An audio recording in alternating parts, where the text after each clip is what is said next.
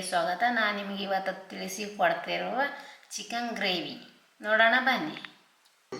ಸ್ವಲ್ಪ ಕೋಕೋನಟ್ ಹಾಕ್ತಾ ಇದ್ದೀನಿ, ಮೆಣಸು ಚಕ್ಕೆ ಹಾಕ್ತಾ ಇದ್ದೀನಿ, 2 ಹಸಿಮೆಣಸಿನ್ಕಾಯಿ, ಹಾಗೆ ಬೆಳ್ಳುಳ್ಳಿ, ಹಾಗೆ 2 ಈರುಳ್ಳಿ, ಹಾಗೆ 2 ಟೊಮೆಟೊ, ಹಾಗೆ ಮೊಸರು, ಹಾಗೆ ಕೊತ್ತಂಬರಿ. ಇದನ್ನು ಮಿಕ್ಸಿಗೆ ಹಾಕೊಂಡು ಬರ್ತೀನಿ. ಬಾಣಲಿಟ್ಟಿದ್ದೀನಿ, ಅದಕ್ಕೆ ಎಣ್ಣೆ ಹಾಕ್ಕೊತ ಇದ್ದೀನಿ. ಈ ಎಣ್ಣೆ ಚೆನ್ನಾಗಿ ಕಾಯಿದೆ. ಒಂದು ಈರುಳ್ಳಿನ ಹಾಕ್ಕೊತಿದ್ದೀನಿ, ಸಣ್ಣಾಗಿ ಹಚ್ಕೊಂಡು ಚೆನ್ನಾಗಿ ಫ್ರೈ ಮಾಡ್ಕೊಡು, ಕಲರ್ ಚೇಂಜ್ ಆಗೋವರೆಗೂ. ಈರುಳ್ಳಿ ಎಲ್ಲ ಫ್ರೈ ಆಗಿದೆ. ಈಗ ನಾನು ಅವಾಗ ಗ್ರೈಂಡ್ ಮಾಡ್ಕೊಂಡ ಮಸಾಲೆನ ಹಸಿ ಸ್ಮೆಲ್ ಹೋಗೋವರೆಗೂ ಫ್ರೈ ಮಾಡ್ಕೊಳ್ಳಿ, ಎಣ್ಣೆ ಬಿಡೋವರೆಗೂ. ಈಗೆಲ್ಲ ಹಸಿ ಸ್ಮೆಲ್ ಹೋಗಿದೆ. ನಾನು ಸ್ವಲ್ಪ ಅರಿಶಿಣ ಪೌಡ್ರ್,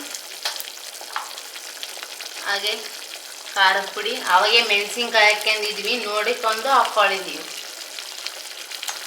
ಹಾಗೆ ಚಿಕನ್ ಮಸಾಲ, ಹಾಗೆ ಗರಂ ಮಸಾಲ. ಇದೊಂದು ಸ್ವಲ್ಪ ಚೆನ್ನಾಗಿ ಫ್ರೈ ಮಾಡ್ಕೊ. ಈಗ ಚೆನ್ನಾಗಿ ಫ್ರೈ ಆಗಿದೆ ಎಲ್ಲ. ನಾನೀಗ ತೊಳೆದಿಟ್ಕೊಂಡಿರುವ ಚಿಕನ್ನ ಹಾಕ್ತಾಯಿದ್ದೀನಿ.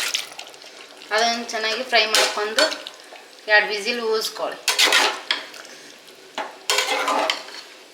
ಅವಾಗೆ ನಾವು ಉಪ್ಪು ಹಾಕೋದು ಮರ್ತಿದ್ದೆ. ಈಗ ರುಚಿಗೆ ತಕ್ಕಷ್ಟು ಉಪ್ಪು ಹಾಕ್ಕೊಳ್ಳಿ.